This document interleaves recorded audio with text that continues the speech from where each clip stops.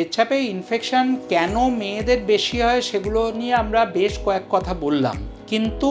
পেচ্ছাপে infection হচ্ছে কি হচ্ছে না সেটা কি করে সাধারণ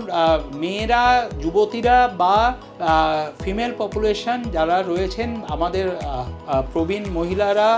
উইমেন্স, তারা বুঝবেন। তার কতকগুলো খুব কমন সিমটম রয়েছে যে আমার কোনো কিছু অসুবিধে নেই, কিন্তু হঠাৎ করে 3-4 দিন ধরে আমাকে প্রত্যেক ঘন্টায় 3-4 বার করে বা বারে বারে পেচ্ছাপ যেতে হচ্ছে, প্রত্যেক 15-20 মিনিটে পেচ্ছাপ করতে যেতে হচ্ছে। যখনই আমি পেচ্ছাপ করতে যাচ্ছি তখনই দেখছি তলপেটে আমার তীব্র ব্যথা অনুভব করছি, অথবা একটা তলপেটটা টিনে ধরছে, বা যেটা পরিষ্কার আমাদের ক্লিনিকে এসে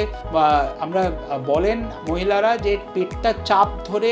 পেটের মধ্যে যেন একটা বেল্ট বাঁধা রয়েছে, অথবা পেচ্ছাপের মুখে অর্থাৎ প্রস্রাবের মুখ যেটা সেইখানে তীব্র ব্যথা যন্ত্রণা হচ্ছে। অনেক সময়ই দেখা যায় যে এর সঙ্গে আনুষঙ্গিক 99, 100, 101 পর্যন্ত টেম্পারেচার আসছে, অর্থাৎ জ্বর আসছে অনেক, এবং খুব কমপ্লিকেটেড ক্ষেত্রে কিন্তু পিঠে কোমরে ব্যথা অথবা পেচ্ছাপে রক্ত আসা শুরু হয়। যদি আপনি দেখেন যে আপনার পেচ্ছাপ হঠাৎ করে ঘন ঘন যেতে হচ্ছে, পেচ্ছাপ করার সময় পেচ্ছাপের মুখে ব্যথা হচ্ছে, তলপেটে ব্যথা হচ্ছে, পিঠে কোমরে হঠাৎ করে ব্যথা শুরু হচ্ছে, অথবা জ্বর আসছে বা পেচ্ছাপে রক্ত আসছে, তাহলে কিন্তু অপেক্ষা না করে আপনাকে কিন্তু ইউরোলজিস্টের শরণাপন্ন হতে হবে। ওভার দ্য কাউন্টার অর্থাৎ ওষুধের দোকানে দাদার কাছে গিয়ে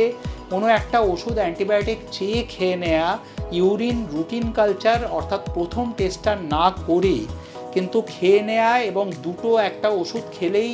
আমার কিন্তু কষ্ট কমতে থাকবে, আমি হয়তো একটা সিপ্রোফ্লক্সাসিন খাওয়া শুরু করলাম বা নরফ্লক্সাসিন খাওয়া শুরু করলাম বা অ্যালকাসল খাওয়া শুরু করলাম, আমার কিন্তু পেটে ব্যথা বা প্রদাহ কষ্টগুলো, জ্বালা যন্ত্রণাগুলো কমতে থাকবে, কিন্তু সেক্ষেত্রে আমার বড় ক্ষতির সম্ভাবনা আছে। সেই জন্য ইউরোলজিস্টের সঙ্গে কিন্তু এই ধরনের কষ্ট থাকলে অবশ্যই আপনাকে যোগাযোগ করতে হবে।